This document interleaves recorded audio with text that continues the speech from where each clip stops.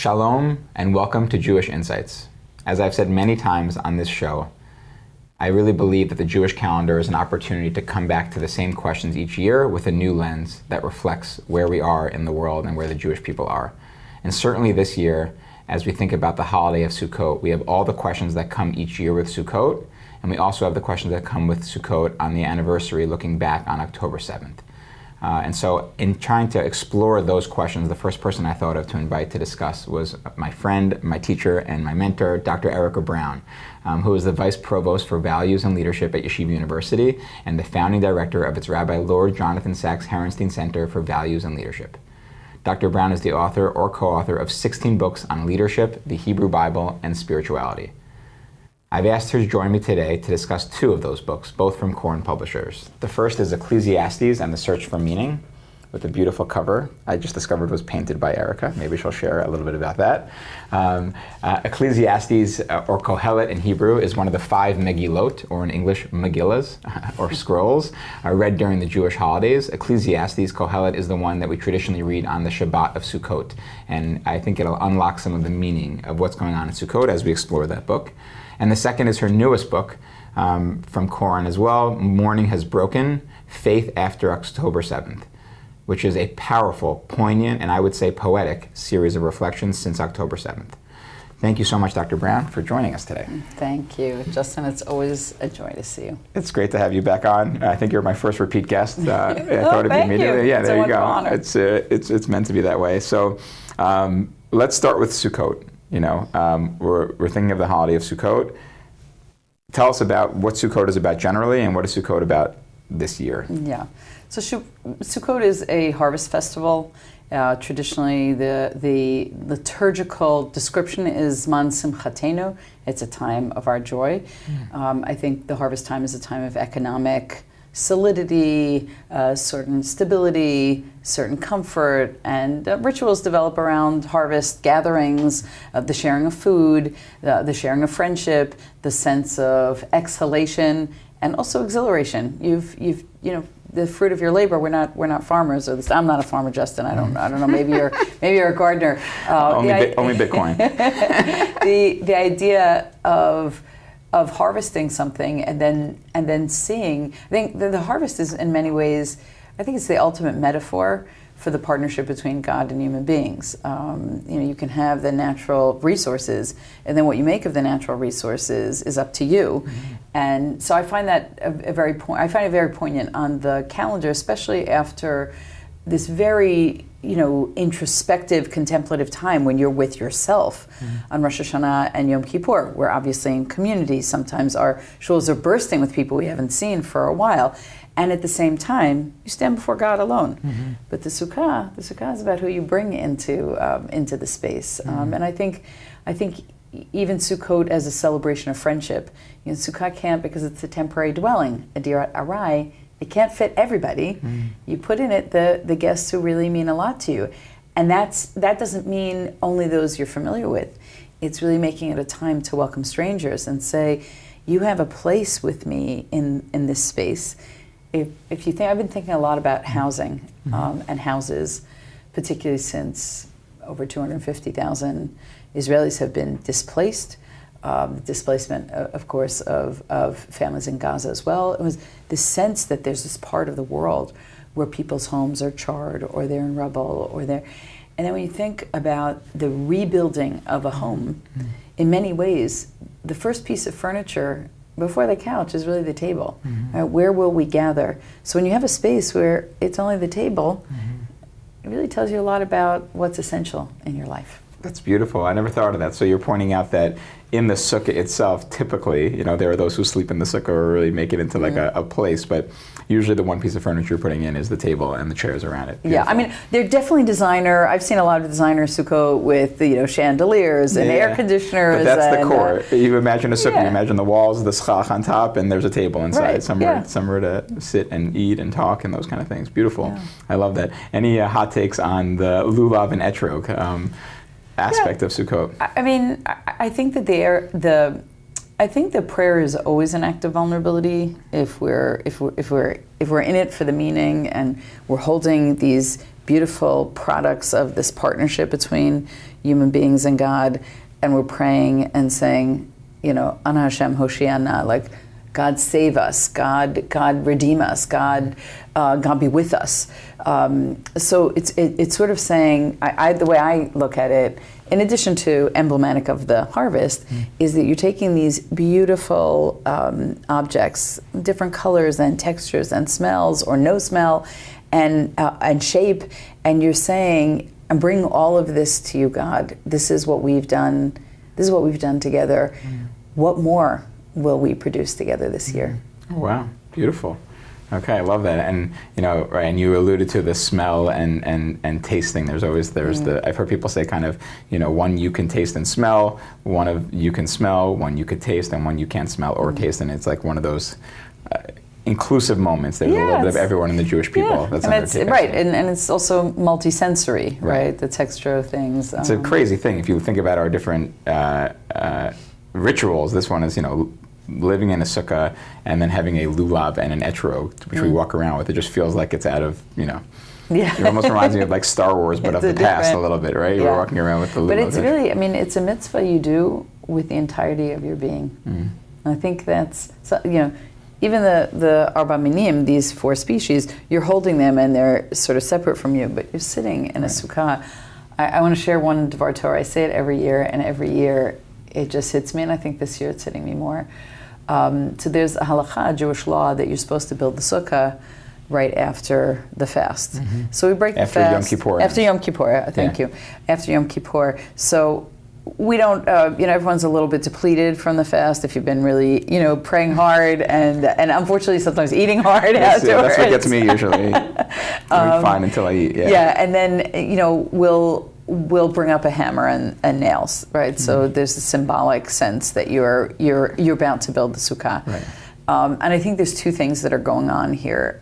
On one level, or let's say embedded in this Jewish practice, this law, on the one hand you say, I'm transitioning from this state of maybe feeling the paralysis of sin and my own wrongdoing and our wrongdoing collectively. I'm experiencing all that, and at the same time, I'm now entering community. I'm now building something. I can do something, and holding those 2 truths, like in the, in your pocket. I'm nothing and I'm everything. Sort of that sort of contradiction, which also describes what it means to be human. But I heard this beautiful piece of Torah in the name of Rabbi Shlomo Carlebach. He says, if you're a new person, you need a new house. Whoa. Got it. Yeah. I like that. New person, new house. Wow, right. I usually heard the more like, you should rush to start doing mitzvahs.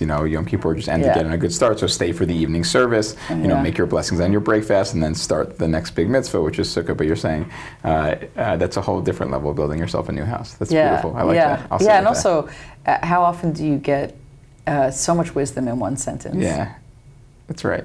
Beautiful. So a few words. One more question on Sukkot, and then we'll talk about Kohelet for a little bit.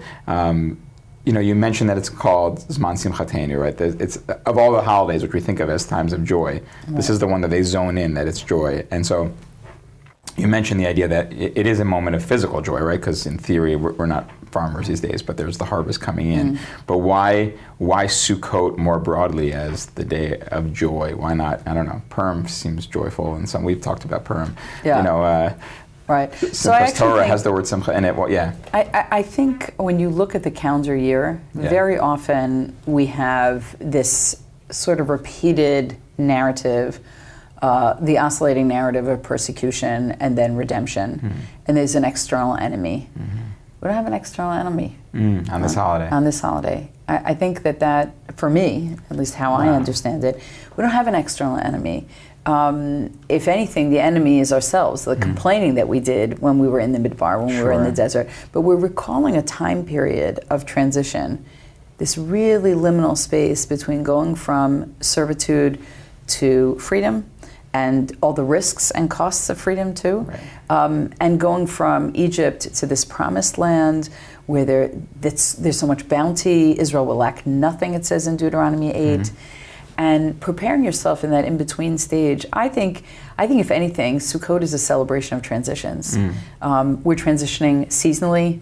I remember the Sukkah, this year will be a little bit colder. Yeah. My husband and his family in Britain always complained that they would fight over the heater, right?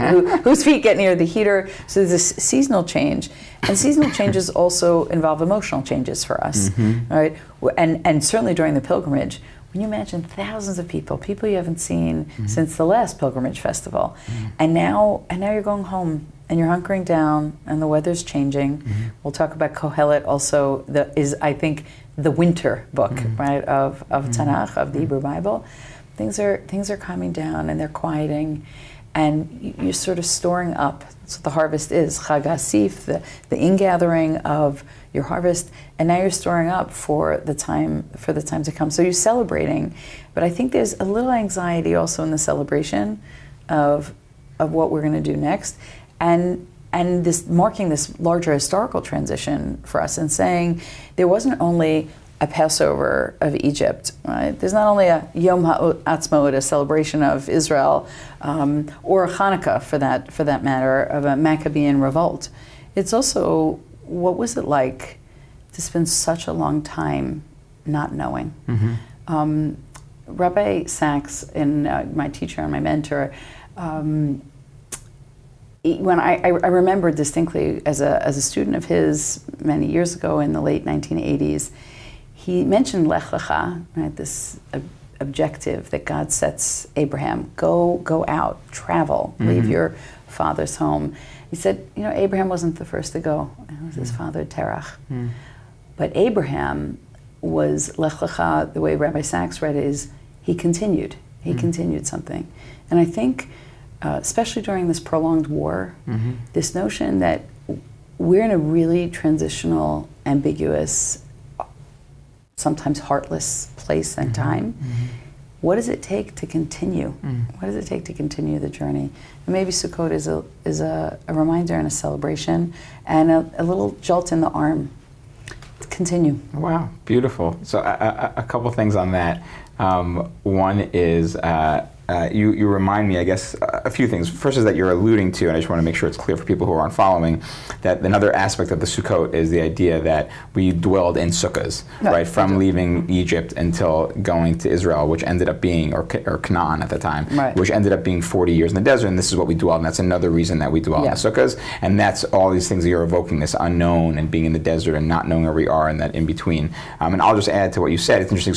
So Rabbi Yitzhak Greenberg, my mentor and teacher and Rabbi, writes In the Jewish Way, and classic. Congrats on the new book. Thank really you. Proud of you. Thank you. Very excited about that. So in his, first famous book, I guess, or one of his first famous books, The Jewish Way, he talks about comparing the three holidays, Sukkot, Passover, and Shavuot, which, by the way, Shavuot, I guess in theory also there's no enemy, I'm thinking, but it's a different thing, and maybe because we're taking on laws, it's not so happy, but we could talk about that another time. Anyway, so he mentions that Passover is kind of like the courting period with God, that we're like, we're having like some moment of ecstatic romance, right? And that Shavuot is the moment of covenant, of like entering into marriage, that kind of thing, and that Sukkot is the journey. It's not about like your excitement for a thing in the future or your commitment to a cause, but it's about being along the way. And that, like, I guess what he argues is that, that's why it's the most joyous, because the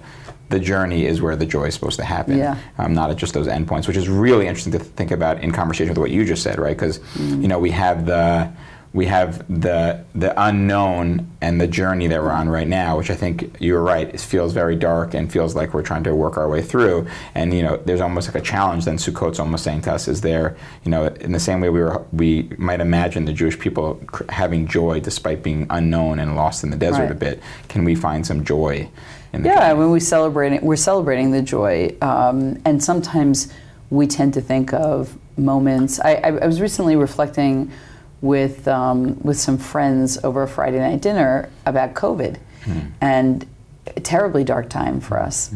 But people found different spots of joy, and they remember them, right? And so if you look at the word midbar, desert or wilderness in the Hebrew Bible, so often it's a place of dreariness and monotony, and it's arid, and we're thirsty, and we're hungry, and we're complaining, and it's a time of a loss of a lot of leaders, right? Aaron dies, Miriam dies, then Aaron dies, that Moses is predicted to die. There's a lot of loss and death and grief.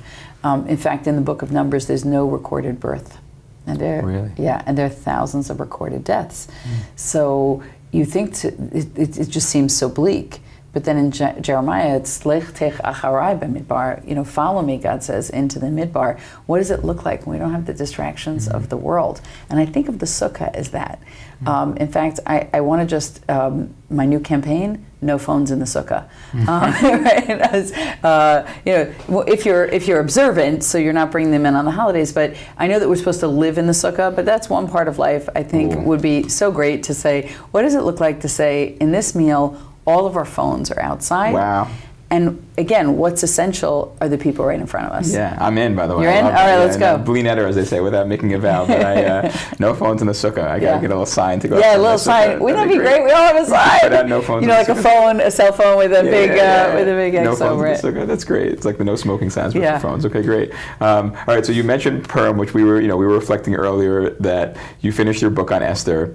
Right before COVID. Yeah, so just COVID, really right weeks before. Weeks. Well, in fact, I had gone to a few places to speak about Esther when it came out, and all of a sudden, in one event, people just kept canceling, and I went anyway because I felt a responsibility, and that was when we really didn't know anything, but there was a lot of talk, and that was the last.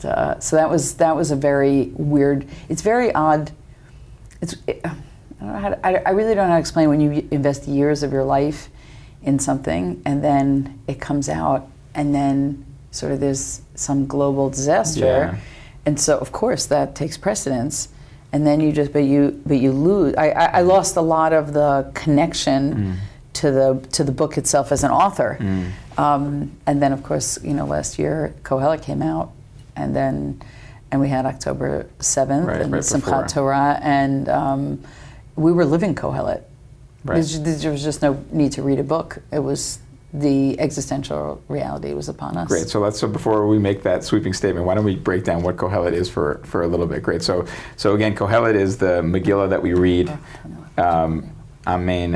during the Shabbat of Sukkot, and as I mentioned earlier, I think there's hints at the bigger meaning of the holiday by looking at the megillah ascribed to each holiday.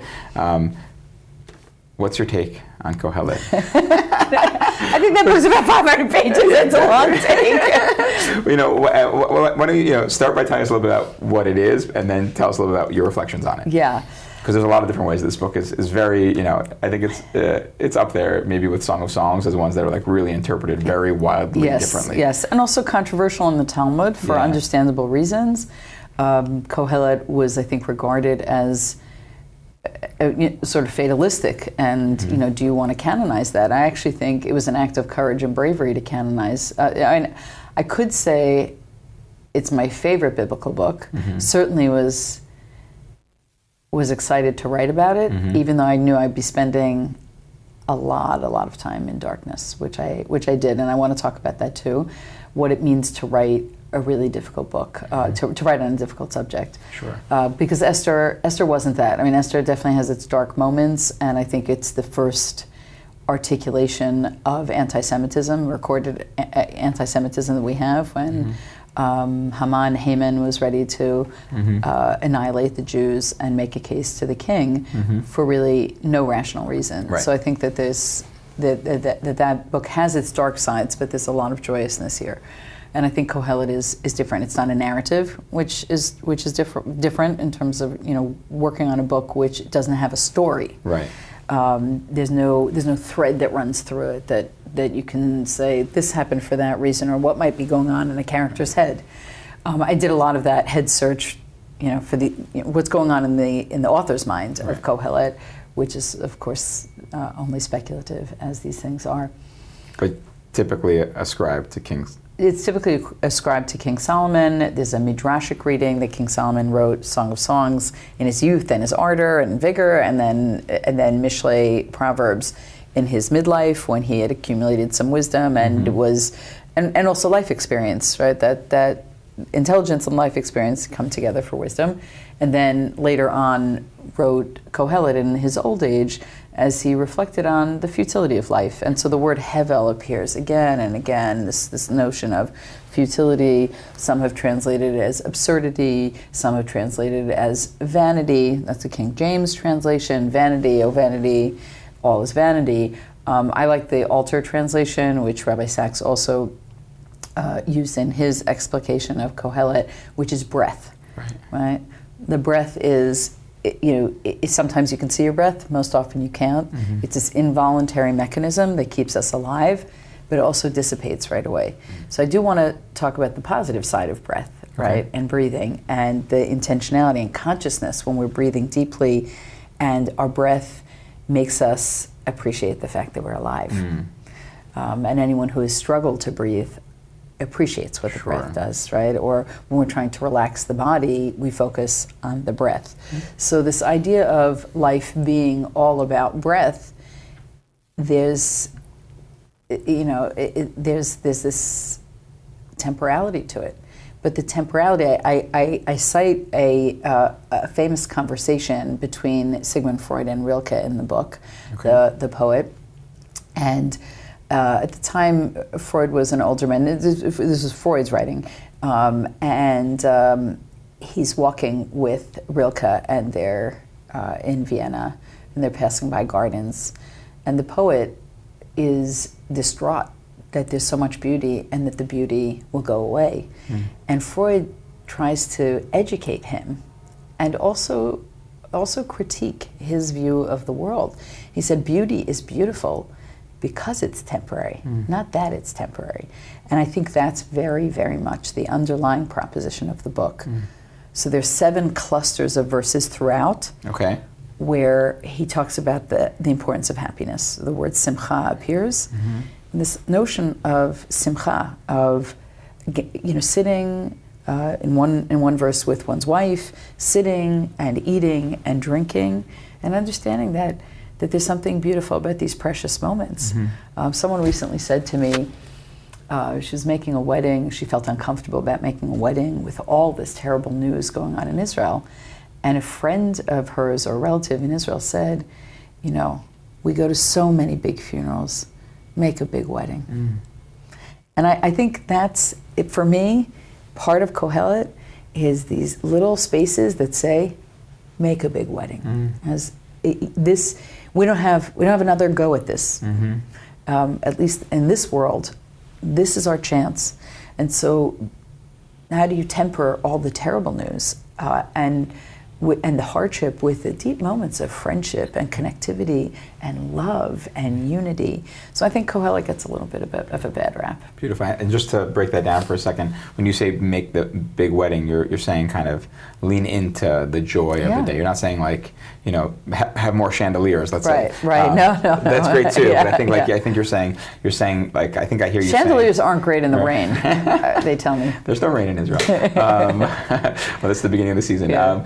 So what I hear you saying a little bit is that Kohelet, on its face, can come off as maybe depressing, fatalistic. It's kind of ruminating on. And there are a lot of parts of that are very dark. And you're saying kind of like the upshot, if you kind of can zoom out a little bit, is along the lines of notice your breath, notice the temporality of things, and like lean into that, like enjoy them for what they are. Right. Recognize that what we have is so precious, and that might bring you joy in some way.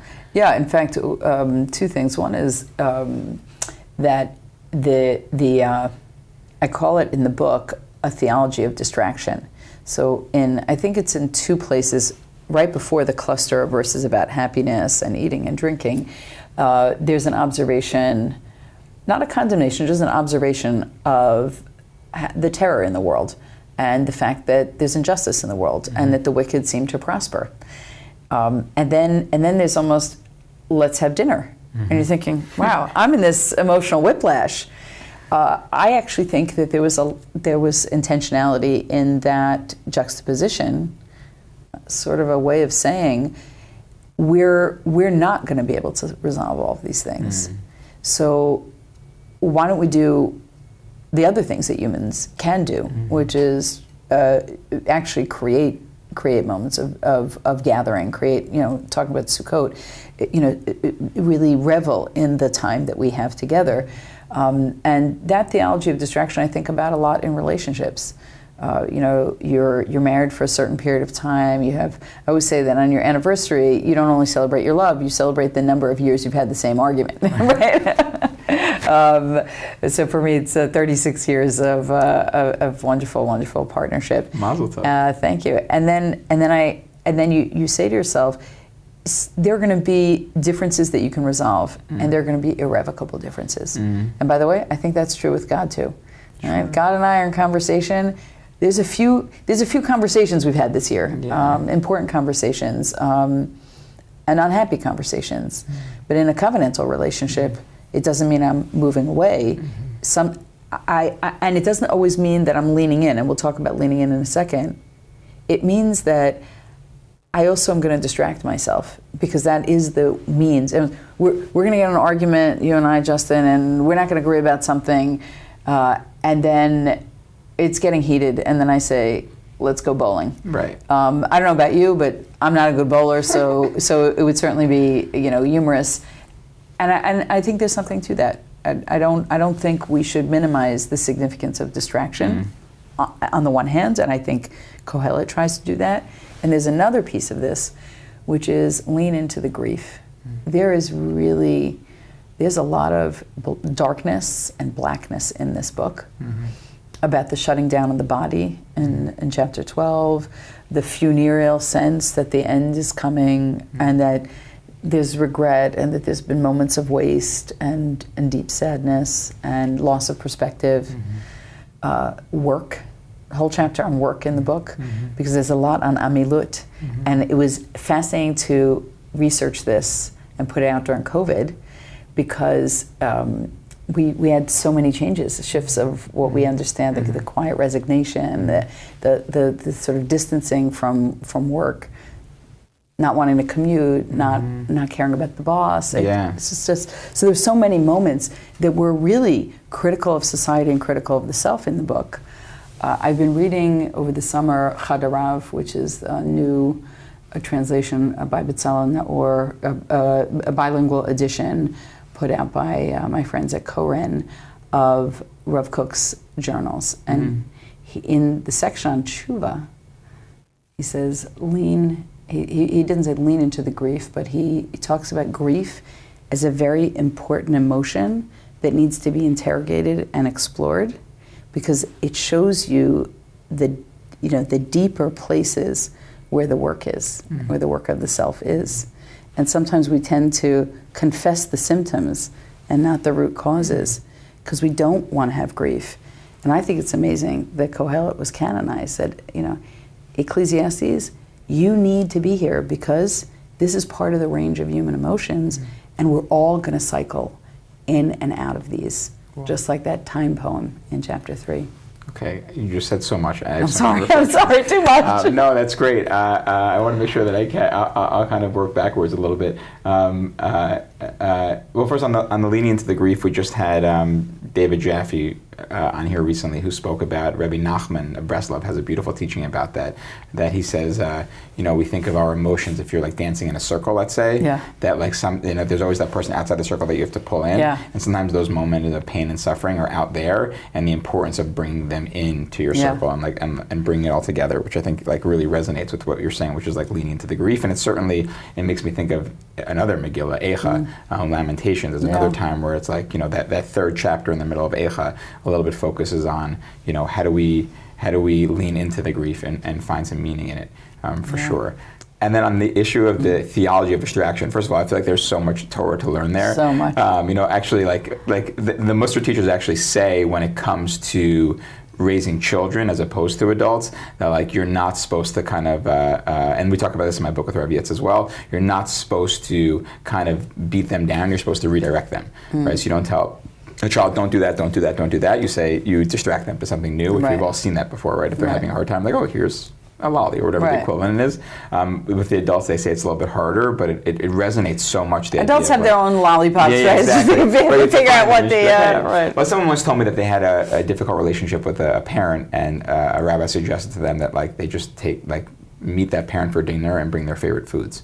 And like start the conversation that way, like a little bit like, let's lean into the thing that we share. And I think that there's like so much Torah there. And the last thing that I'll say is that I actually I had a similar epiphany for me. I remember very distinctly, in college, I was with my 3 friends, Simon, Ben, and Jesse. I'll give them their shout outs. And we had this night in college where we were kind of discussing some big philosophical things. It was our pardes, if you might say, or going to the field. And I think we kept going deeper and deeper into an argument, and it kept not getting resolved. And I think there was, I was a college student at the time, and I kind of thought that if you spend enough time, everything? Or just if you spend enough, if you surround yourself with smart people and you bounce off each other, you'll sharpen it, you'll close it, you'll compromise, you'll end up in the spot where it all makes sense for everyone. And I think I had that moment that was kind of no, certain questions there's never going to be if you just spend enough time, you know the answers. Certain questions you need to play with, and then I think the metaphor in my mind almost felt like we were climbing on the mountain, and we lost our footing and went back to the beginning again. It was okay, we're gonna get there. But you went back to the beginning, but you didn't.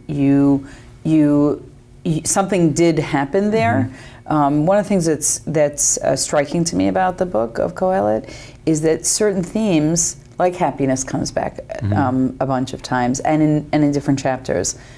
Work, money, a lot of observations about wealth and inheritance and the waste of wealth and the difficulty of wealth and what we're willing to do for wealth. So there's these themes, and I think they keep coming back because over the course of a lifetime, there's certain questions that we ask differently when we're 5 and 10 and 15 and 25 and 85. We ask them differently because we bring ourselves to a new world or a new reality or an old text, but we bring a new self to that text. So I think there's a lot of wisdom in the repetition. Some people, it's not easy to write on a book which repeats itself. You have to figure out what the nuances are in this new, or is it another drum beat? Or is it something, is there an addition, a nuance that you just didn't see? Beautiful. Yeah. Right, it also, it comes back to this question of coming back to things, right? Because if you dwell on the temporality of life all day, every day, that's going to take you, and I guess you did for a long time because you were writing this book, that's going to take you to some dark places. But I think, coming back each year to the question around Sukkot, which again, it's a slightly different question than Yom Kippur, right? It's not how can I be ethical when I'm not living up to myself, or what is morality? It's a little bit more everything is so fleeting. These things that I have around me, the physical, the temporal, the weddings, the funerals, they come and go a little bit. So can we come back and just sit with that question? And I guess I hear you saying, can we also find some joy in that question and leaning into that question? Yeah, joy also I think that grief has a lot of different layers. And in the introduction of the book, I wanted to situate Kohelet among other existential thinkers, right? Interesting. And so that was very interesting for me from a philosophical perspective. Is not to say, okay, let's go into this. What do verses mean? Authorship, different versions of this, whatever it was. Talmudic readings of the book, classical commentators, modern scholarship. There's so much when you're working on the book. And then I said, if I step back, this is in many ways maybe the progenitor of a long list of writers who, from Erasmus to Jack Kerouac, Jean-Paul Sartre. I mean, these were people who gave us a certain lens on life. In many ways, not the old lens on the old person and on lens on life, but the teenage angsty. No one really understands me. What is life anyway? What is meaning anyway? So that's deep here, and then actually looking carefully at the verses. I mean, talk about fleeting. It's read so quickly in synagogue. Right. It's you've got 12 chapters, and you're going through it so quickly. Who can we find that can read it the fastest? Right. Exactly, because the prayers on the day of Sukkot are long, and life is so fleeting. I need to get back out there. Right. Exactly. I need to go to the Kiddush and have something to eat and drink, just as Kohelet advised. I mention this because there's one of my favorite chapters that I wrote was on an essay. I did three essays on each chapter, and I do think when you read it, it's hard to read anything straight through, right? So just sort of getting little tastes and little taste along the way. So there's a verse in 10:1, dead flies putrefy the perfumer's oil. or the expression "the fly in the ointment" comes from here in Kohelet. Wow. And in the Hebrews, Vuvei Mavet are flies in the ointment, not a dead fly in the ointment, but flies in the ointment. So as I was reading this, I was thinking, this is just such a magnificent visual. Because you see a fly in the ointment and you think to yourself, everything is perfect about this event or about what someone is wearing, and then there's one thing that's not right, right? And all you do is obsess over that one thing. You made a beautiful room, an interior designer designed a beautiful room, but there's that one space that just didn't quite work. And I think we're such critics, and we go through life this way.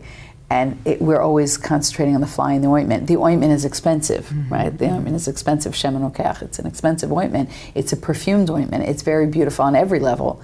And yet what we see is the dead fly. And one of the modern Bible commentator, a scholar, writes, you can remove a fly.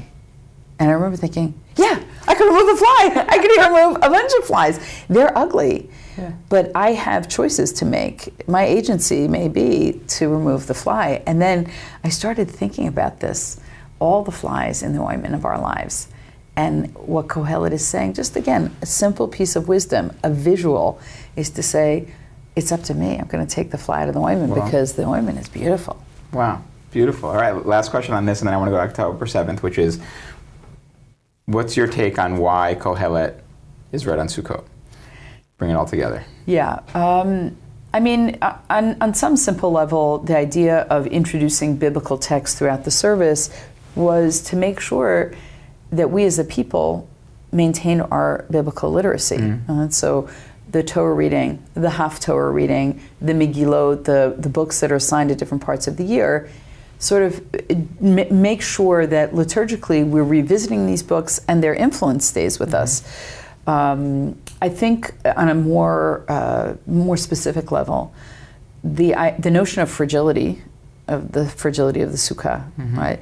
On the one hand, it's like, oh, you're eating and drinking, and it's man simchatenu, and Kohelet tells us multiple times that it's that what simcha looks like when we're feasting with friends and with new friends, and then there's the sense of fragility. You're in a sukkah. I don't know if you remember a few years ago, I think there was some hurricane, and I remember the rabbi came to shul, and he had to, so many people's sukkot just blew away. Yeah, that was crazy. Blew away. And then you say, that is a dirat arai. Yeah, that is a temporary dwelling if it doesn't stay. And then using that as a metaphor of everything being temporary. You know, when Buddhists create a sand painting, a mandala, right, they spend so much time making this beautiful, beautiful sand painting, and then a wind blows it away. So you understand that you're not in a place of permanence ever. Wow. And that's where you find God. You find God in your relationship with God and dependence on God in the desert of our lives, in the wilderness of our lives. Beautiful. Okay, so now, you know. Can I just add one thing? Please. Not to add a sad moment, but I told you there were a lot of sad moments, so I had to take a break as an author. But in the last weeks of the book, I generally do the majority of my work in the summer. I had already started my job at YU, and it's a very intense job and a very beautiful and meaningful position. And I was coming to this new semester in the fall, and I said, I have to get this done because it's just too hard to do something else. And I was almost near the end. So that's Rabbi Sacks' approach. Also, he used to write in the summers, right? Yeah. Also, okay. Yeah. Keep going, sorry. Yeah. He went into he called it like a sort of a trance-like state in the summer, but many academics write in the summer. And I had not finished the book. I didn't know how I was going to go into a new semester, and I decided. I was supposed to go to Israel. We were going to go on a trip, my husband and myself, and we canceled the trip. And for 2 weeks, I just got up at 5 in the morning, and I wrote till about 10, and I took very few breaks so that I was near the end, but near the end is also reviewing everything and reading it again, and reading it for typos, and reading it for consonant, reading for sequencing. Let me just tell you, that is just not a good schedule with this book. It was really a lot for me, just emerging from those few weeks of this degree of intensity. And my daughter's a neonatology fellow. She's just finishing her fellowship in neonatology. And at the time, it was her first summer. And she'd asked me what I was doing. It was late in the afternoon, and I'd been working on a particular verse that uses the term stillborn. And Job talks about being, had I only been born as stillborn, and it was just so heavy, and so I said to her on the phone, this Job, why be born at all? And she said, that is just what a mother said to me who just lost a child in the unit. She said that very same thing. And I remember just the two of us being in quiet and reflecting on this moment. And then you say to yourself, why do you read a sad book? Because there's sad moments. We have Jobian moments in our lives. We have loss in our lives and death in our lives. And we may not want to read about it in the happy times, but it's going to find us. And so that idea of having a book that said, when I'm feeling despair, I might open these pages and just say, what can you do to not only uplift me, but to actually help me analyze my grief, sort of like the C.S. Lewis, A Grief Observed. Sure. Just go into that place for a little while. Not always an easy place to be. Sure, and you raise another beautiful point, which I think, on one hand, the world since October 7th feels like uncharted territory for the Jewish people, but on the other hand, there's so much wisdom and thought, and we've written about this, we've lived through elements of it, of course, right?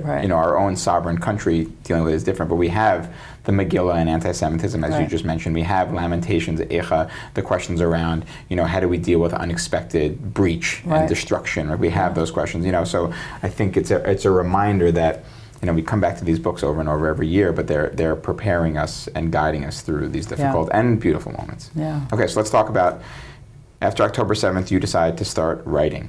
Tell us about this. Yeah, so I have a book will be out in the next few weeks. It's called Morning Has Broken. And the cover, actually, it's a beautiful cover. It's called Morning Has Broken, Faith After October 7th, where the letters break. So I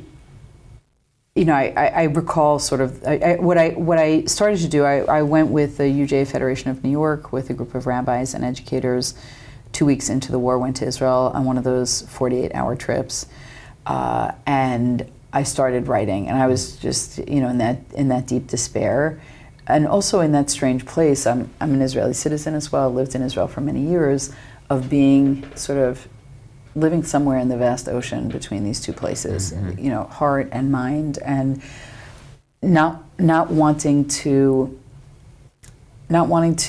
desecrate the memory of those who've suffered, to honor that memory by witnessing, bearing witness to what I was seeing, and the kindness that I was seeing, and the loss that I was seeing, and the longing and the waiting, and also a world of anti-Semitism here, being in higher education at this moment.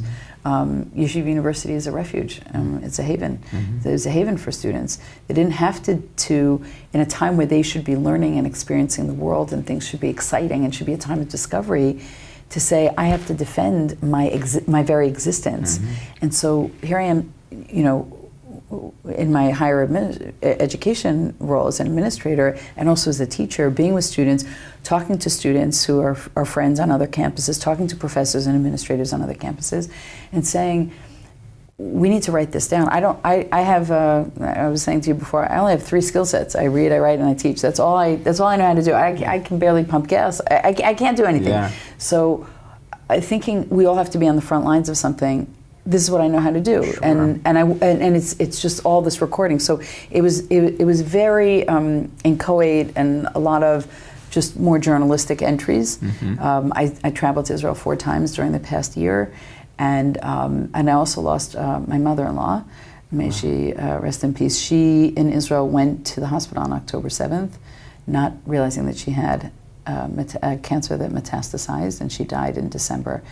And I think I met over the course of the year many, many people who, on top of this enormous collective loss, the loss of life in Israel, the loss of security, the loss of certain assumptions, the loss of educational comfort as a minority who's not really a minority on American campuses, there's just so much loss. And then people have personal losses on top of communal losses. And you almost, don't honor those to the degree that you should honor them. You know, because who am I to feel this is a loss? Someone came to the shiva for my mother-in-law who said, it's nice to go to a funeral of someone who died, who had a long life. And a 19-year-old was buried, a 19-year-old soldier was buried right before, and there was a delay in burying her because of the soldier. It's just these moments where everything collapses, Jewish history, your own life, the world around you. And I think even though people will not necessarily want to read this now, that they will want an account of this. What are we going to tell our children and our grandchildren and those who come after us about what it was like to be in this moment? Right, and you know, I got some sneak previews from you a little bit. I know it's not, it's just available now, basically, or becoming available now. I think one of the things that I noticed you doing there is a little bit, it's certainly not a journalistic accounting, right? You're not saying the facts on the ground. It's really, it's weaving There are together. journalists who have been doing that. Right. I mean, doing that also, I think we're all, I'll just say for myself, you know, become news junkies. I was always a follower of the news, but now it's almost like this attachment and sort of putting the phone down and saying, how often can I check this? And it seemed like not often enough. Right. So you're you know, it weaves together, you know, stories from Torah, reflections on what you're seeing, your own personal history. There's a little kind of, it almost feels poetic the way you're bringing it all together. How was the act of doing the writing for you? Had you journaled before that? I've been journaling since I was in high school. Really? Yeah. So, but journaling for no one to read. So it doesn't have to make sense to anybody. You know, when you're writing a book and then you go, does this make sense to anybody? It's a little frightening. I love being edited, but this was a different level of editing because you're sort of saying, this is me, this is everything I've been thinking, or a lot of what I've been thinking, this is the pain that I'm in, and who am I to feel pain? And so there's definitely a lot of imposter syndrome in it. It's like, who am I to feel pain? And I think we make a mistake in thinking the pain is dependent on where you live.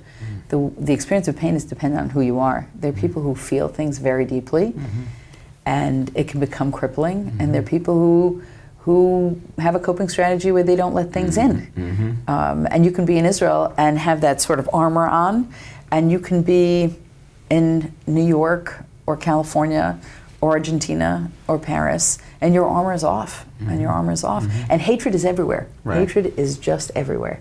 And violent hatred is everywhere. And I'll say, if I may project for a second, I think that one of the things I noticed when I saw you for the first time October 7th, you were one of the people who wore it, like on your sleeve, on your, like, you know, and I'm not saying it's gone away. I think, you know, we're a year since that now, but it certainly felt like there's certain people you could run into on the street corner and you want to immediately be like, oh, she's feeling Israel right now. But I felt like that you were one of the people that was really... Yeah, and I think it got to a bad place. I mean, I went to speak to my doctor about it, and I actually recall that conversation in the book because he had just been to Israel. He's not Jewish. He had gone to Israel maybe with his church 10 days earlier, and he said, you know, Erica, you have a beautiful country. There's so much hatred, and there's no peace. So it was interesting to see things from his eyes, and I talked to him about it, and he sat me down. He said, I've never seen you this sad in all the years I've been treating you. And he said he lost his father when I think he was 10. And he said he can't go to funerals. And he said, I've never recovered. So he said, you know, sit down and look up at God, which I thought was, we'd never had a religious conversation. He didn't prescribe me medication. He sort of said, this is what life is. And we're going to get on another side of this. But it's never going to go away. There's always going to be a funeral and a loss and a death. It's just, I think we've been carrying this to this intensity, and you know, I speak every day to family and friends in Israel. I text every day as part of my connection, but also as part of as a way to say to people, you're not alone. I'm thinking about you.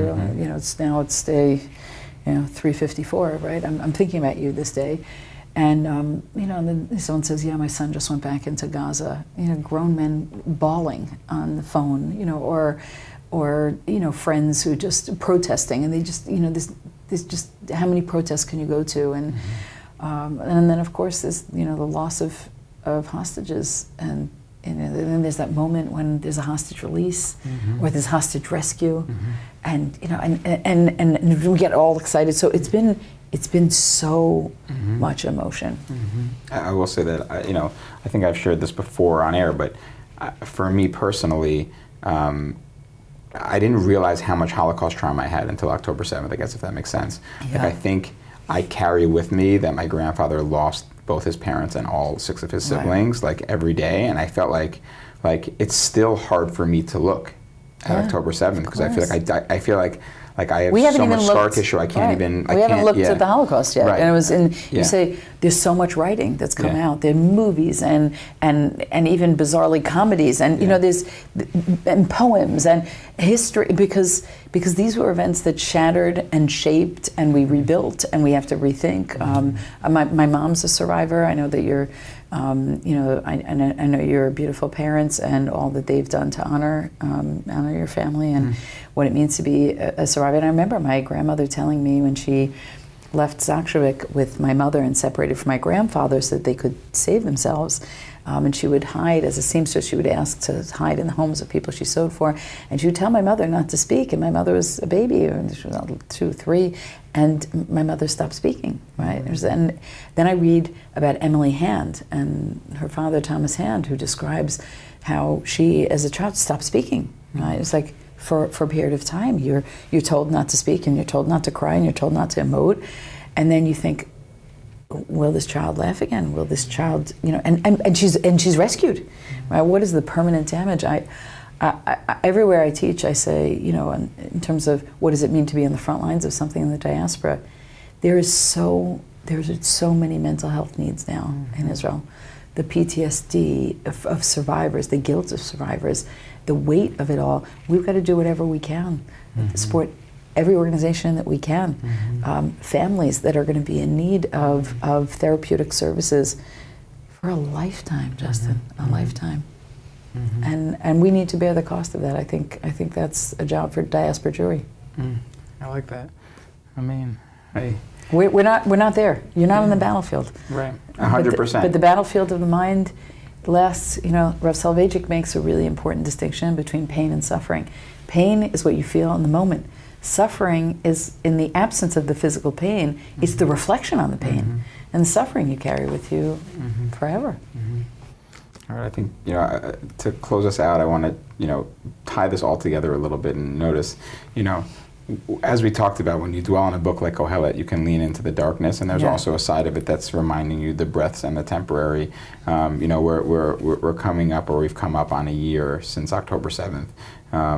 From where you're sitting, give us some hope looking ahead, where you hope we will be, from wherever lens you want to share. Where do we find the joy? Where do we go from here? Yeah. Wow, do I wish I had an answer to that. I don't mean what are the political lines. We had Tzipi Livni on. Right.